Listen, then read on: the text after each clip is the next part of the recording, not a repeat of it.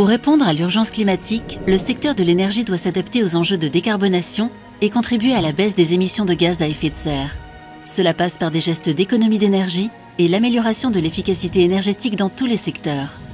Parmi les différentes solutions envisageables, la production locale de gaz vert s'impose naturellement comme l'une des plus prometteuses. Cette activité garantirait à la France d'atteindre ses objectifs de décarbonation et de couvrir l'ensemble de ses besoins en gaz d'ici 2050. Ce potentiel de production de gaz vert se concentre aujourd'hui dans nos territoires. Il existe différentes façons d'optimiser ce potentiel. La pyrogazéification.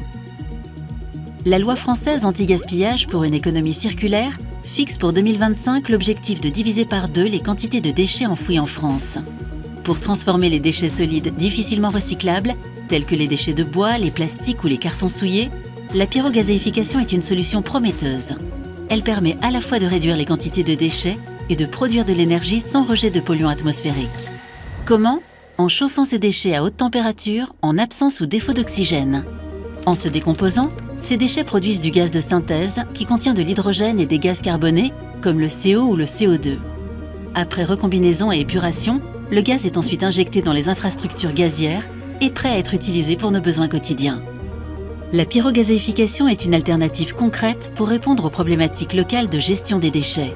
Elle constitue également une nouvelle voie de production d'énergie renouvelable. Cerise sur le gâteau, cette solution favorise la création d'emplois et contribue à la dynamique d'économie circulaire dans les territoires. Le potentiel réaliste de production de gaz vert par pyrogazéification est de 90 TWh, soit près d'un tiers de la consommation de gaz en France à horizon 2050. Si la pyrogazéification est déjà une réalité dans nos pays voisins, les premières installations industrielles verront le jour en France dès 2026.